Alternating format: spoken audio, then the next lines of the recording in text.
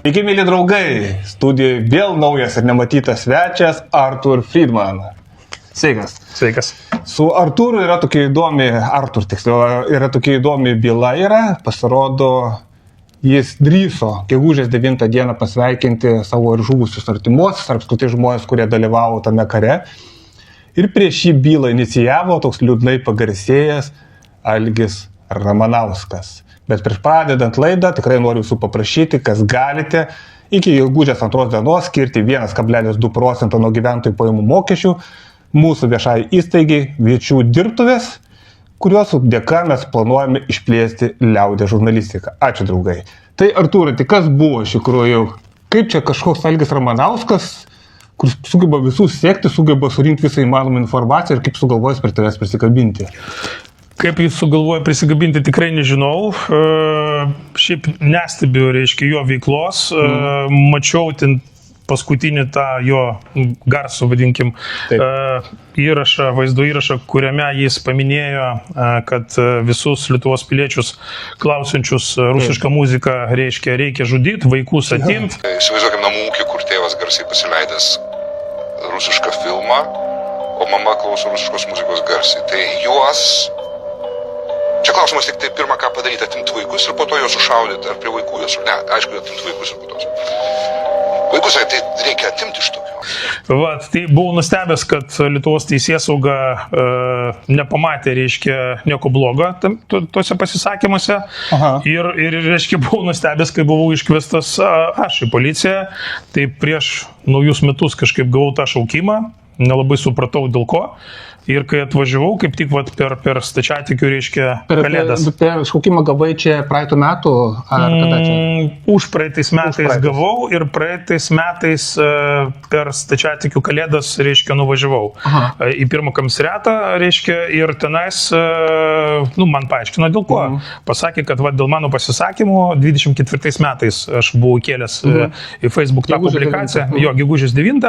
Vat, toj publikacijoje aš pasveikinau visus Lietuvos piliečius prisidėjusius prie, reiškia, pergalės. Vat, nes vaikščiant per kapines Antakalnio karių, pastebėjau, kad labai daug yra lietuvių, reiškia, vardų ir pavardžių. Vat, ir būtent dėl to pasveikinau būtent lietuvius, kurie prisidėjo. Paskui dar pridėjau domėtis, reiškia, ten apie 80 000 žmonių. 80 000. O žuvo 15 000, bent jau tokiais minimalistiniais paskaičiavimus. Taip. Ir, aplamai, ta diena, sakykime, nėra svetima mano šeimai, kadangi nuo vokiečių nacių, reiškia, nukentėjo mano šeimos nariai. Mano močiutės iš mamos pusės, reiškia, jos vokiečiai nužudė jos tėvus ir jį liko su sesė, reiškia, be tėvų.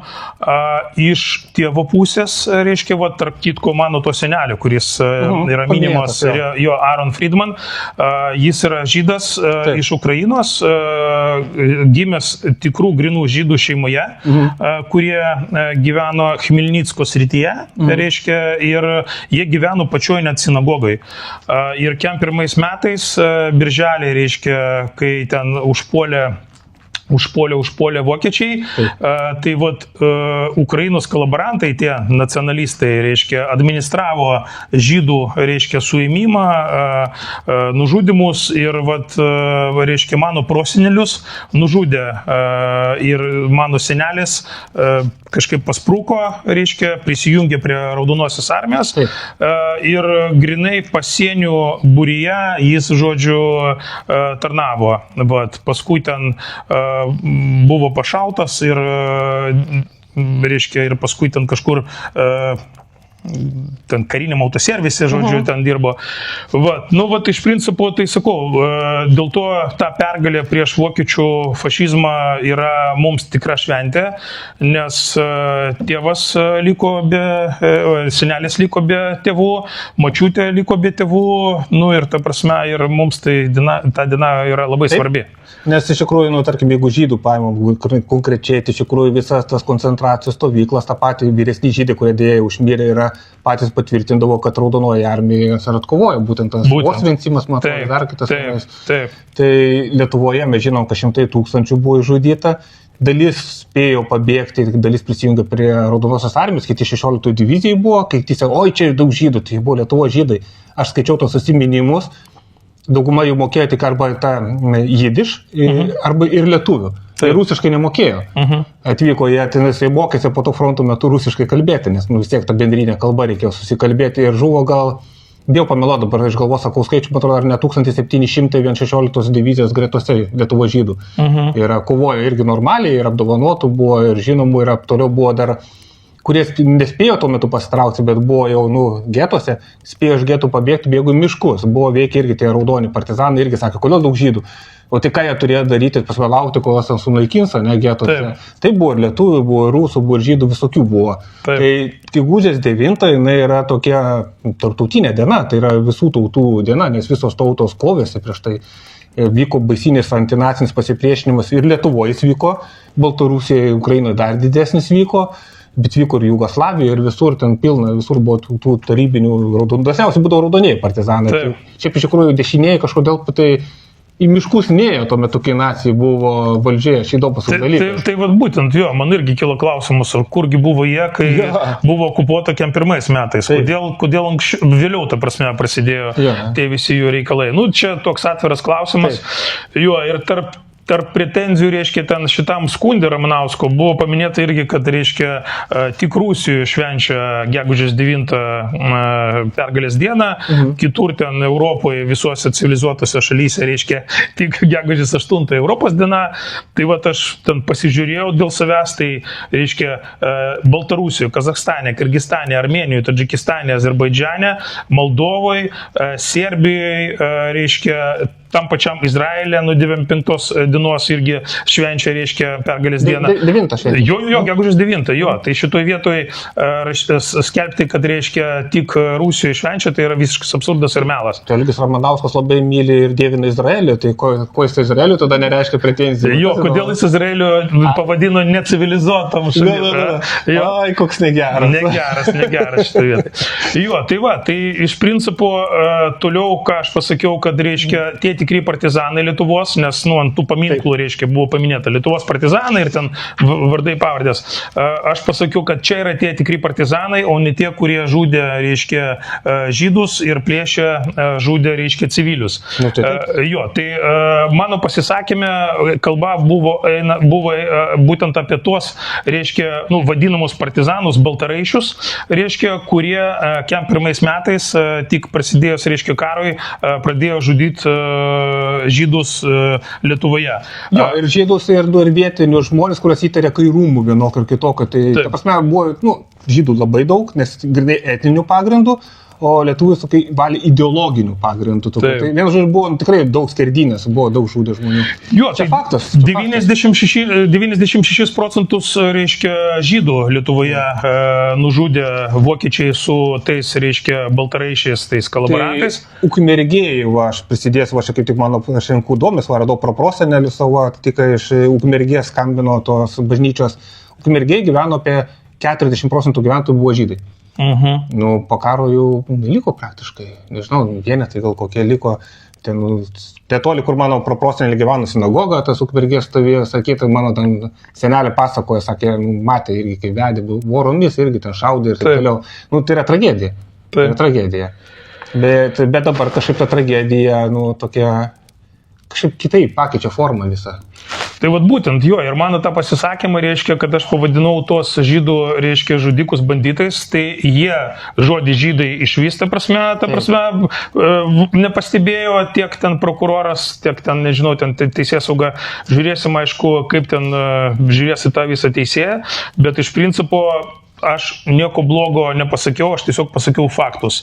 Taip buvo tie baltaraišiai, kurie vadino savęs partizanais, ten žmonės paprastai vadino juos ten baltaraišiai, miškiniai. Jo, tai taip, jie žudė žydus, tai yra faktas, nemažai ten miškuose yra nužudyto tų žydų, kaip minėjau, 96 procentai iš visų žydų Lietuvoje gyvenančių. Tai yra faktas, ta prasme, ir neigti tai aš manau, kad tai yra didesnis nusikaltimas, nei čia man bando pripaišti ir pakeisti esmę mano pasisakymų. Aš manau, kad užkliuvo jiems tas Adolfas Vanagas. Aš gal visą perskaitysiu. Jo, prašau. Tekstas buvo čia 2024 gegužės 9. Čia buvo rusiškai, bet čia lietuviškas vertimas. Sveikiname visus su pergalės diena, nugalėtų vaikams ir anūkams gegužės 9 šventė, nacių ąžuoloms gedulo diena. Ypatinga patieka ir pagarba Lietuvos piliečiams, seneliams ir tėveliams, kovojusiems su fašistinėmis padugnėmis ir miško banditais, nepaisant to, kad liaudės priešai daugelį metų bando perrašyti istoriją ir bando iš banditų padaryti didvyrius, visi adekvatų žmonės žino, kad didžioji dalis lietuvių kovėsi Raudonosios armijos pusėje, tai yra faktas, ir nesislėpė miškuose ir savųjų neplėšė ir nežudė ir žydų genocide nedalyvavo. Faktas. Lietuviškų vardų ir pavardžių skaičius ant karo paminklų didvyriams ir tikriesiams partizanams patvirtina mano žodžius. Aš apie tai galvoju dar atskirus straipsnius ar laidas daryti.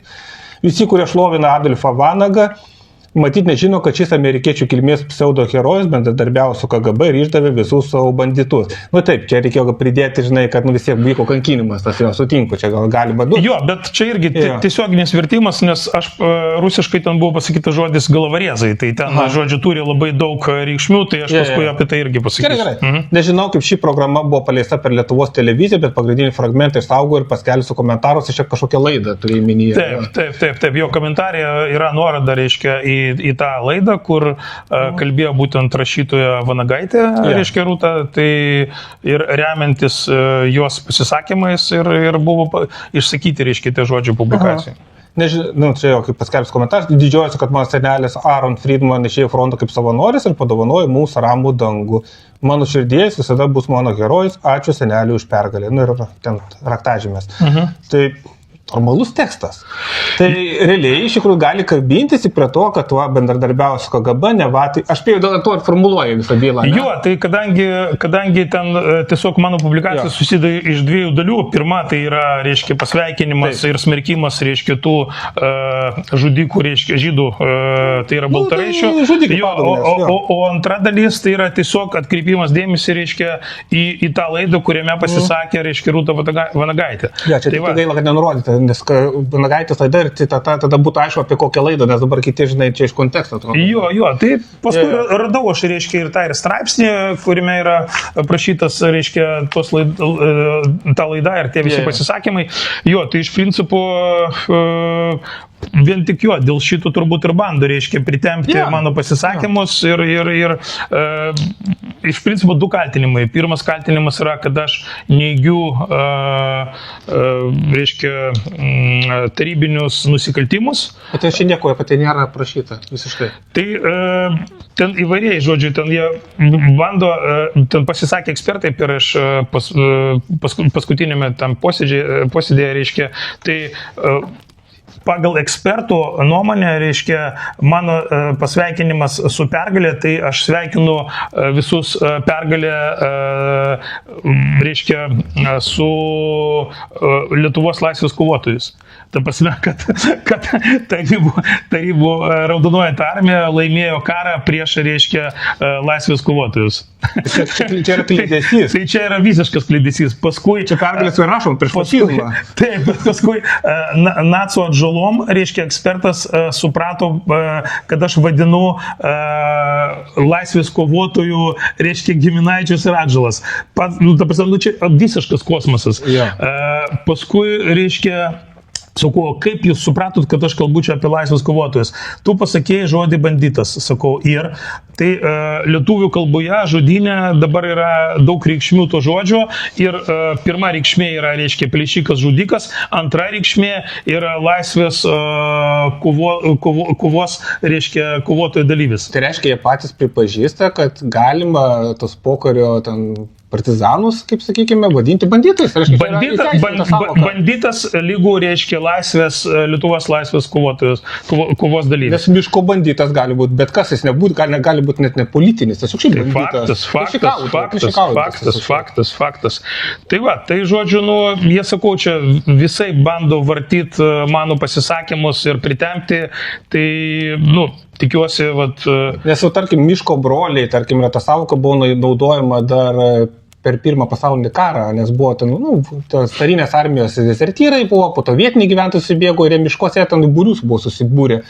15, 16, 17 metais čia buvo, jie tada vadinosi jau, idėjos vadindavo miškplienčikais, kiti vadindavo ten miško broliais, tai reiškia irgi, kiti vadindavo miško banditais, tai apie ką čia kalba eina, apie kokius miško banditus. Tai va būtent, tai žiūrėsim, ar jie toliau neiks, reiškia tai, kad žydų žudikai yra banditai, ar jie bandys ten toliau ten pritempinėti prie, reiškia, prie, pakeitimų tos esmės. Tai tau vienas kaltinimas ar du kaltinimas? Du kaltinimai, jo, du atskiri straipsniai, tai vienas reiškia neigimas, reiškia nusikaltimų, o kitas šmeižimas, reiškia laisvės kovotojų judėjimo. O konkrečiai Ramanausko ar apskritai visumoje? Visų judėjimo, nors aš ta prasme apie judėjimą čia iš vis nieko nepasakiau.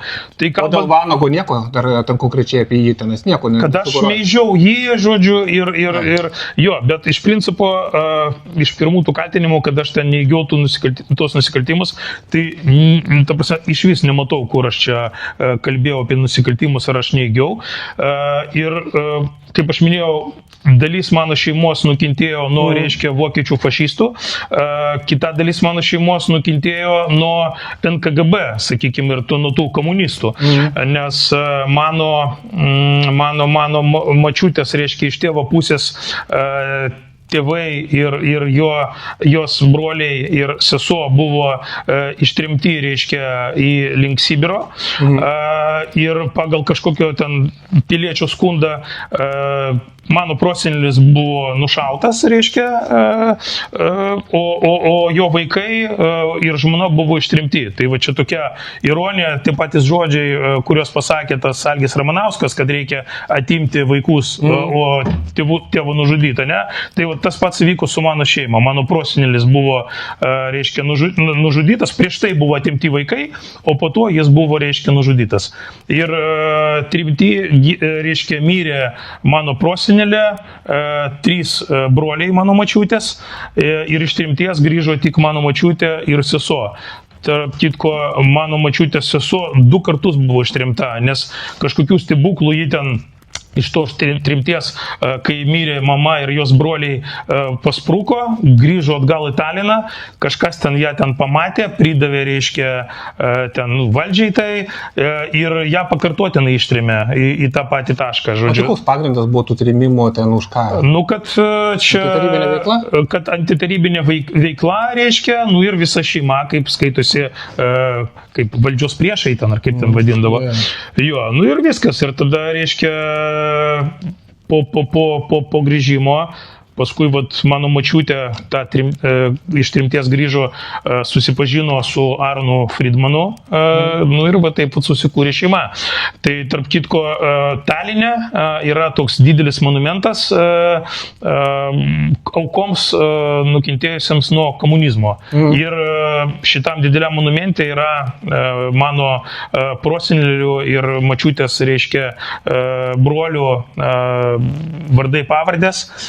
Buvau nuvažiavęs, radau, reiškia, tai, aš tiesiog, ta prasme, niekaip negaliu neigti nusikaltimus, kadangi mano šeima pati nukentėjo nuo to, sakykime, vadinamo bespridėlo, nes, tiesiog nušauti žmogų ir ištremti visą šeimą pagal kažkokį skundą, be kažkokio tyrimo, ta prasme, tiesiog pagal kažkokį skundą, pagal raštą, čia yra visiškas absurdas.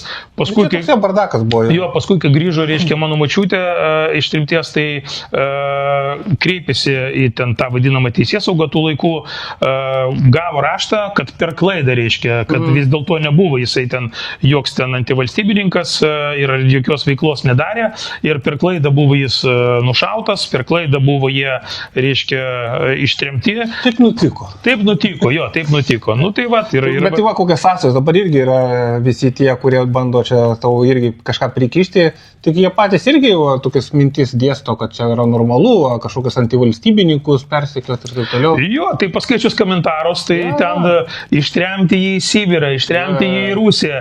Tai toks jausmas, kad čia yra, ta prasme, vaikai ar anūkai tų pačių skundikų, kurie rašė kažkada į NKGB, dėl kurių buvo ištremti, reiškia, žmonės iš Baltijos šalių. Tai, kitaip net negali būti, nes joks normalus žmogus nerašys skundo, ar to labiau ten nerašys, kad reikia ten jį ištremti ar dar kažką ir linkėti blogo, ta prasme. Ja, čia tai faktas, sutinku. Tai to, ką bando tom dviem epizodais, dviem atskiro bylom, ką tu bando pripaišyti, kokį ten, kas, baudą kažkokią. Tai čia yra, kadangi baudžiamasio... Bet kas 170. 170 ir paskui, ir dar... Tai čia neapykantos kalba. Reiškia 172 straipsnis ir paskui, dabar jau sumeluot, šmeižimas, dabar... Nerasiu. Tai esmė tame, kad bando, tai ten iki 2 metų laisvės atimimo, viešieji darbai, arba ten reiškia bauda ten iki 2000, man atrodo, kažkas tokio. Tai būtų gautusi bauda iki 2000, da, aišku, tau kalėjimo nebus tikrai, nes nei testumų turi. Testumų neturiu, 2 nepilnamečių vaikai visai. Bet ir bet kuriuo atveju tau kažkaip viešųjų darbų skirtų, kažkokį persiauklėjimą galbūt kažkokį ir baudą prikaltų. Tai kad aš laimėsiu Lietuvoje, sakykime, aš turiu didelių abejonių, bet aš vis tiek eisiu iki galo, praeisiu, reiškia, visas instancijas ir paduosiu į jungtinių tautų teismą. Brangokai kainuos. Kainuos, bet aš pasiruošęs, ta prasme, nes šituo vietoj, aš tikrai esu, kad aš teisus, ta prasme, nieko blogo aš nepasakiau. Tai, kad aš pakartojau, reiškia, Rūtos Vanagaitės žodžius antrame straipsnėje savo, reiškia, publikacijos, tai aš nešmeižiau. Aš neišsakiau savo nuomonę, aš pakartojau jos žodžius. Čia yra istorinis manimas, istorinis kažkoks matymas, jis gali būti skirtingas, kaip galima kriminalizuoti požiūrį į istoriją.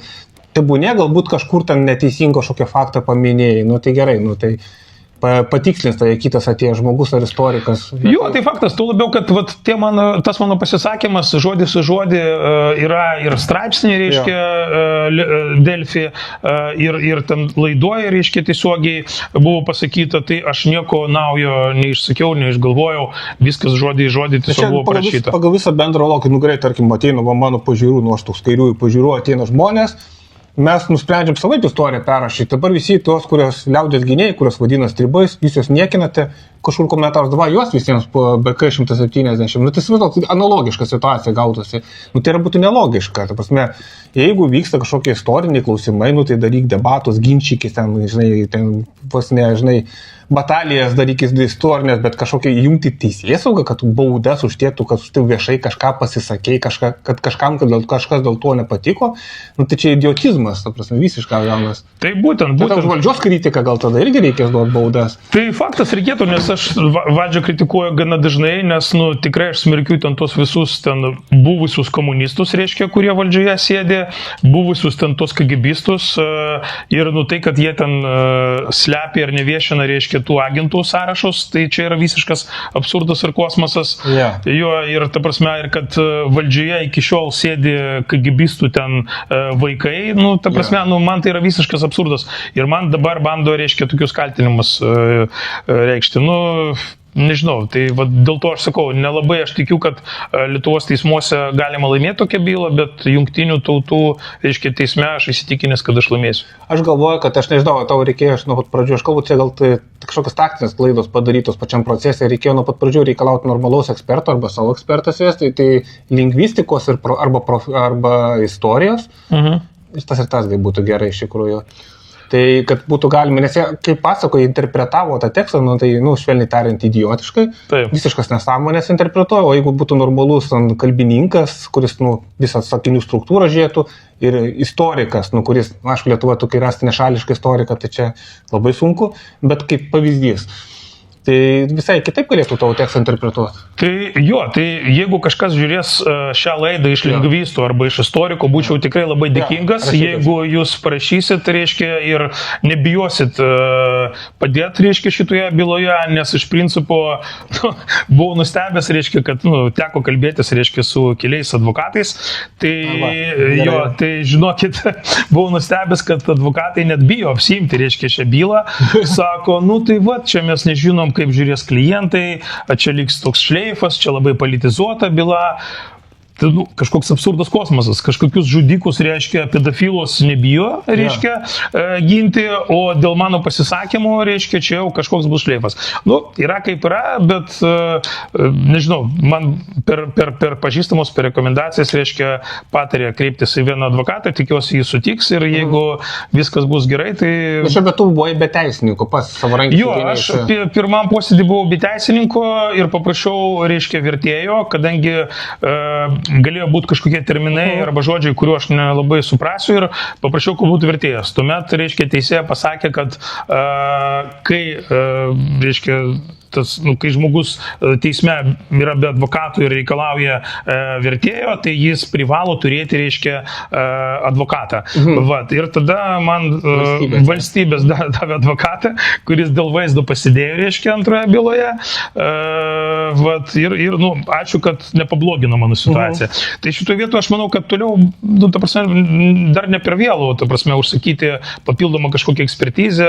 Tai jeigu istorikas kažkoks arba lingvistas žiūrės ir norės padėti, tai būčiau dėkingas. Aš tau po to, aš sakiau, ar galėsiu dar pakartoti, kur kalbotyros, tai tokį vieną stiprų žinau, kurio pasinaudojo paslaugomis, jis nepigus yra, bet jis geras, labai geras.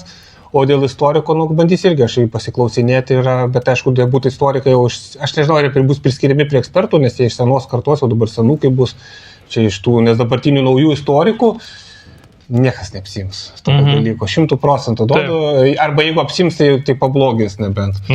Nes istorikas dabar yra, istorija yra politizuotas mokslas, labai stipriai yra, ir tokių nešališkų istorikų, aš kažkada galvojau tokių būti, bet aš biškai kitą kryptį nuėjau, bet istorija mano meilė yra, aš ten irgi, bet aš nesu kvalifikuotas istorikas ir negalėčiau, bet iš principo tų dokumentų galima rasti apie tas pokarių įvairiausius įvykius. Aišku, jie atmetinės, sakys, čia sovietinė istoriografija ir tai netinka.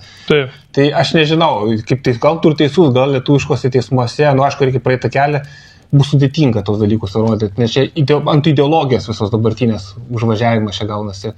Jie negali patys viešai paneigti savo ideologijos tikriausiai. Taip. Jo, ir gal dėl to aš, kai paskui kitam posėdį, reiškia, jau, leis man teismas pasisakyti, aš gal vis dėlto kalbėsiu rusų kalba, nes man pasakė, reiškia, advokatai, kurie užsiima būtent jungtinių tautų teismuose, nes rusų kalba yra ta kalba, kuri pripažinta, reiškia, jungtiniuose tautuose ir man net nereikės versti tiesiog, reiškia, galima pateikti skundą rusų kalba.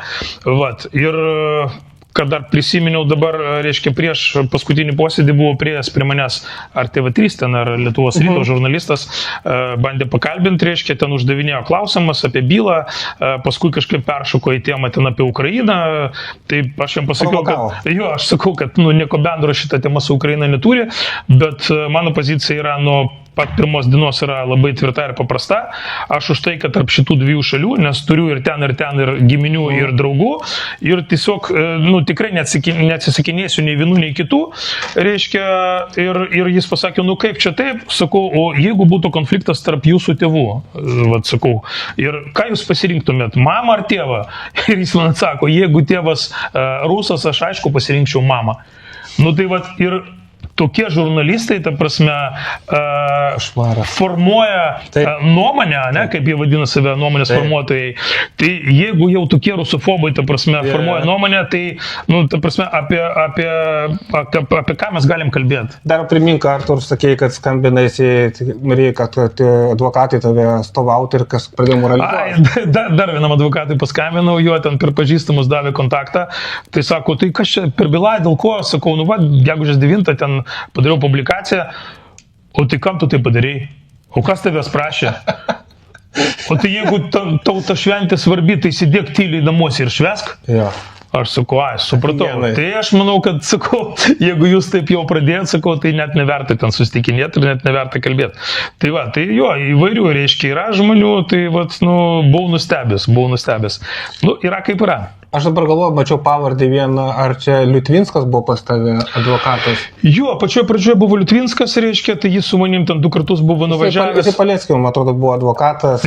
Mano čia nuomonė, aš aišku nesu specialistas, jisai nepakankamai stipriai Paleckį gynė. Mhm. Ir toliau neina, aišku, praeitos lietuviškos instancijos, bet europinės kažkodėl neina Paleckio byla. Labai keista, labai keista. Taip. Jo, tai jis 2 kartus buvo su manim nuvažiavęs, reiškia, į komisariatą, tai jis ten, žodžiu, ten gynės, vadinkim taip. Nes pradžioje tave buvo ne į teismą, pradžioje policija skundė. Jo, į policiją, tai aš atvažiavau, daviau parodymus, reiškia, kad nesutinku. Vat, nu ir paskui, žodžiu, mes kažkaip atsisveikinom su Liutvinsku, nes, žodžiu, aš ten pradėjau uždavinėti klausimus, kodėl taip, o kodėl ne taip. Jis pasakė, matau, čia bręsta konfliktas, žodžiu, jeigu mes pralaimėsim šią bylą, mes tikriausiai pralaimėsim, tu turėsi man pretenzijas, reiškia, kad dėl to, kad pralaimėjom. Tai, kažkaip mes ir gražiai, sakykime, atsisveikinam. Supratau, jo. Tai tada reikia žiūrėti ambicingesnio tokio advokato, kuris jau norėtų kautis. Taip, būtent, kuris tikrai norės kautis ir ta prasme, ir nebijos, ir... Čia pirmos instancijos dar kol kas apylinkėje, ne dar kol kas yra pirmas etapas. Taip. Jo, tai dar bus apeliacija, tikriausiai bus aukščiausiojo teismo kasaciniai. O šitas sprendimas, tai kada čia bus daugmaž... Aš nežinau, dabar gerai, dabar vyksta procesas. Sekantis posėdis bus gegužės 19 dieną. Tai, žodžiu, jeigu atsilaisvins langas pas teisėją, tai dar bus anksčiau dar kažkoks, reiškia, posėdis. Tai, gegužės 19 bus apklausos liudytojas, reiškia, Algis Ramanauskas. Ir, man atrodo, iš genocido rezistencijos centro dar atvažiuos irgi ekspertas. Iš tos pačios serijos. Kuris pasakys tą, ką reikia pasakyti. Pasakys tą, ką reikia pasakyti. Jeigu spėsiu, aš pasisakysiu, jeigu ne, tai tada dar bus vienas posėdis, per kurį galėsiu pasisakyti. Tau mirtinai reikia ekspertų, nes jie tave dabar visais skirtingais ekspertais tai laužys, susikraus krūvą įrodymų teismui, kad tu nebijotinai kaltas. Taip. Visi ekspertai tą patvirtina. Čia žaidimukas į vienus vartus dabar eina, aš matau, jo. Taip. Ir dabar galvoju, gegužės 9, tai nerašysi sveikinimo. Pažiūrėsim, kaip ten bus. Gali parašyti sveikinimą, tai ne dėl sveikinimo prisiknys, gal kad skirų kitų dalykų. Jau reikės pasitarti su teisininku. Bet čia tyčia dabar taip eina ir ieško žmonės. Aš žinau ne vieną žmogų, kuriam iškelta tokia byla, aš po to gal kiti ateis, norės atsiliepti, pabendrauti, žinai, gal kol kas dar nenori viešumo, aš nežinau. Tai irgi tos dalykos, kur figuruoja Algis Ramanauskas. Tų bylų, aš žinau, gal 10. Taip. Tai reiškia, jisai, galimai net ne vienas, gal bus kažkokia komanda, nes vienam žmogui vis tiek reikia surinkti krūvą medžiagos, bet jis yra tam dalyvauja prieš kitus žmonės dėl jų politinių pažiūrų. Jo, kai aš pirmą posėdį, reiškia, per pirmą posėdį, čia buvo sausio 28 dieną, jeigu neklystu, ar 18, jau dabar sumiluot, bet laukdamas, reiškia, posėdžio, kai tik atėjo į koridorių, reiškia, tas Algis Ramanauskas ir jis susitiko su kažkokiu ten advokatu ir tas advokatas sako, oi, vėl tu čia, tu kaip į darbą važinėji čia kasdien. Iš to aš supratau, kad jis ten tikrai turi daug bylų, reiškia, ir ten dirba tikrai ten su komanda, ten ir advokato kontora, ir kažkokios ten padėjėjas, nes kai reiškia, jis išėjo pagal teisėjas prašymą, paliko posėdžių salę, jo kažkokia ten, reiškia, draugė liko stebėti, klausyti, kas ten bus, reiškia, kad jam paskui jo perleista informacija. Aš kažkada domėjausi, kiek ten daugmaž jis ten susirenka iš visų tų, kiek vieša daugmaž informacija Patreonų, tai kas mėnesį po 40 000 eurų. Tai gali prisisamdyti visą komandą, čia gali pusę Lietuvos kariauti čia. Jo, ir tas posėdis viešas, tai kas nori mane palaikyti, sakykime, tai gali ateiti ten žiūrovai. Sakyk, laiką ir vietą. Jo, tai sekantis posėdis bus gegužės 19 dieną, 9:30, man atrodo, ryte. Jo, čia bus Laisvės prospekte, reiškia, tas Vilniaus miesto apylinkės teismas. Laisvės prospektas 79A. Tai kas nori palaikyti, reiškia, drąsiai galite atvažiuoti, viešas posėdis galima... Jeigu atsimi žmonės čia po 2 mėnesių. Jo, tai gali man parašyti į Facebooką arba ten kažkur į socialinius tinklus, aš patikslinsiu, kada bus. Dar vienas toks klausimas, tarkim, vis tik čia liečiasi ir dėl žydų klausimas yra, ar kaip pati žydų bendruomenė? Ne taip? Geras klausimas, tarp kitko, kreipiausi aš į žydų bendruomenę taip pat. Teisininkai man patarė kreiptis į žydų bendruomenę, parašiau laišką, parašiau, kad, reiškia, vyksta byla, kurioje figuruoja mano senelis, tarp kitko aktyvus bendruomenės narys buvęs, reiškia, ir paprašiau pagalbos, tai laišką ignoravo mano, nuvažiavau tenais į vietą, administratorius iš vis nebuvo darbo vietoj, o manęs ten tas apsauginis neįleido, parašiau ant lapuko savo kontaktą, tai paskui man paskambino, reiškia, tą administratorę, pasakiau, kad rašiau laišką, pasakė, kad perskaitys, reiškia, atsakys, pakartotinai prašiau priminimą, galų gale parašė, kad pirmininkės ten tvarkaraštis mėnesių į priekį yra užimtas. Faina? Jo, Fainos tvarkaraštis yra užimtas ir, reiškia, jie man rekomenduoja kreiptis į teisininkus. Tai teisininkai rekomendavo kreiptis, reiškia, į bendruomenę, o bendruomenė... Matau, dar antra kažkokia bendruomenė yra, ne vien Fainos. Jo, tai va ta antra bendruomenė dabar man padeda, sakykime, bendruomenės tos antros nariai, labai dėkingas esu, tai va iš jų labiau aš pagalbą sulaukiau, ne iš tos, sakykime. Gal atsiras irgi daugiau žmonių, kurie gali kažką toj temai padėti, ar su istorinė, ar su lingvistika, ar su teisinė kažkokia pagalba. Tai va, rašykit arba man, arba Artur Friedman Facebook'e, ir dar kažkur drąsiai. Nu, įdomus dalykai vyksta Lietuvoje, ne, iš tikrųjų. Įdomus ir matau, kad vat, tų, sakykime, politizuotų aukų yra nemažai, tai vat, kažkaip ir kilo mintis gal verta atidaryti kažkokį fondą, kuris galėtų padėti, sakykime, tokiam politiniam aukom, sisteminiam aukom. Vat, tai nu, reikės man dar pasitarti su teisininku, reiškia, ir su finansistu, tai manau, kad nu, tas tikrai pravers, nes nu, kiekvienas...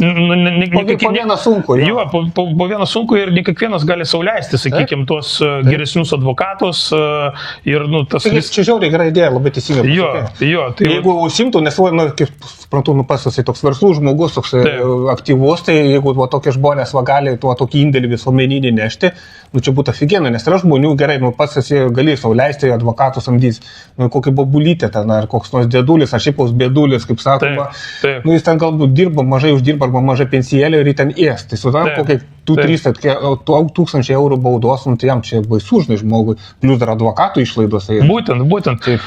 Jo, tai visiems, nu, aš tą klausimą tikrai dar vystysiu jo ir, reiškia, informuosiu, kai jau, sakykime, kai žinosim jo, kad tikrai jau viskas parašta, tai būtinai informuosiu jo ir, nu, ir stengsimės padėti, reiškia, visiems žmonėm, reiškia, ir... Nes va šitą būtent temą aš mačiau, šiandien skaičiau Facebook, aš darysiu galbūt apie tai atskirą laidą, kad Klaipėdos ten kažkokia rusakalbių bendruomenė, jie kreipėsi irgi teismus dėl Algio Ramanausko, dėl tų ten vaikų, dėl to, kurie klauso rusišką muziką ar filmus, ten, ar sušaudyti prie vaikų, ar taip toliau. Aš dabar tiksliai nepacituosiu.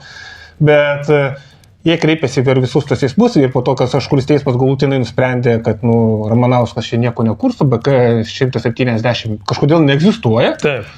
Ta prasme, niekom nėra, tai jie atsvarsto tokias idėjas. Nu, sako, aš teisinį kelią praėjau, nu, bet aš to dalyko neužmiršiu, tai ten komentaruose rašo žmonės gal burtis į rusakalbių bendruomenę ar kažkokią, kuri gintų jų teises.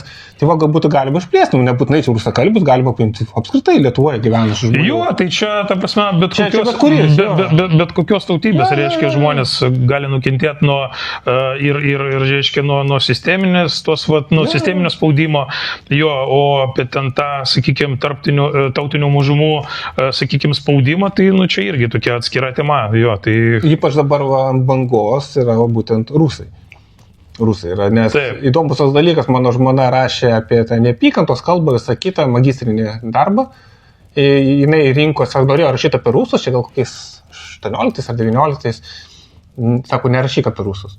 Apie čia turėjo rašyti apie tos romus, čigonus, apie rusus neleido rašyti. Pasako, aš medžiagos būčiau radusi belekie. Jinai ten irgi surinko po to, tenais kažkokios organizacijos prašės duomenų, nes ten apie tos čigonus visus komentarais, visais IPs, visko tenais, kad žudyti reikia tą, daryti, žinai, surinkti. Tai dabar apie, pažiūrėjau, kokius tos rusus ten būtų galima rasti, ten rašyti baisinius mokslinius darbus, tai kaip prašo, kaip tai yra sisteminė neapykantos kurstimas yra. Taip. Tai čia rusofobija, tai čia yra atskira tema, čia galima ilgai labai kalbėti. Jo, tai su tuo aš irgi esu susidūręs, ta prasme, ir labai daug istorijų galėčiau papasakoti, bet čia jau turbūt, kita tema. Apie tos pačius žydus yra labai irgi nevienareikšmiškai, ta prasme. Aš suprantu, kad tu kritikuoji ten kokį sionizmą, žinai, man sionizmas irgi, ten žudytus palestiniečius, ten sakyta, toks irgi nacizmas kita forma, bet eilinių žydų, žinai, kai ten būna nekenčia apskritai vien dėl to, kad žydas, tai irgi tas pasidiotizmas kaip ir rusofobija. Taip, pilnai sutinku. Ta prasme, žydai ir sionistai čia yra du skirtingi dalykai, negalima vienyti visų, ta prasme. Tai čia labai skirtingi yra. Pavyzdžiui, tam pačiam Izraelyje yra ten tie ortodoksai, ten kusupeisais, žinai, vaikšto, tai jie konfliktuoja su tais sionistais stipriai, nesutarė kardinaliai, priešingas jų požiūris yra visiškai. Ir jie, pavyzdžiui, į tos palestiniečius ten gyvenančius žiūri normaliai, mes visi čia toj pačiai žemėje, mes visi iš ten kilę, žinai, vietos turi užtekti visiems, realiai užtektų. Jo, tai aš manau, kad, ta prasme, normalų žmonės nejaučia neapykantos kitai tautai ir, ta prasme, čia yra visiškas absurdas. Aš gimiau, tarptautiniai šeimoje, pas mane ten yra įvairių tautybių, ta prasme, ir žydai, rusai, lenkai, baltarusai, ta prasme, estai, ta prasme, tikrai daug. Jo, ir nei karto aš negirdėjau šeimoje, ta prasme, blogus pasisakymus, ta prasme, apie kažkokią tautą.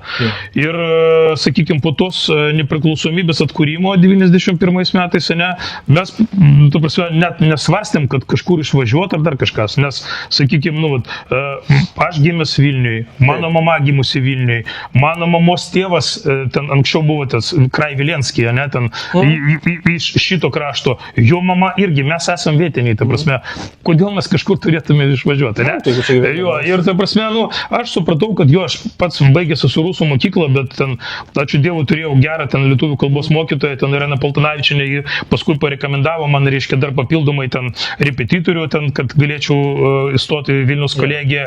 Ir aš įstojau ir baigiau, viskas tvarkoja. Ir ta prasme, mūsų šeimoje, tai prasme, net nekilo kažkokių klausimų. Mano dėdė, Aaron Friedman, reiškia, sūnus, Igor Friedman, anksčiau buvo Igoris Friedmanov, tai jis organizatorius ir pagrindinis choreografas, reiškia, dainų šventės.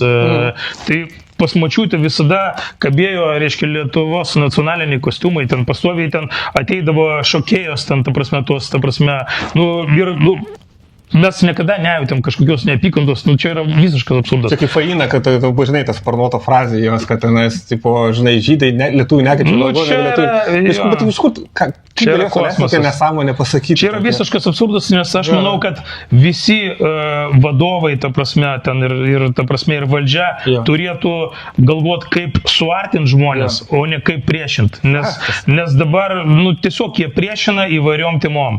Tik ir galvoja, kaip čia supriešinti. Ta prasme, čia yra visiškas absurdas, taip neturėtų būti. Skaldyk, valdyk tą politiką.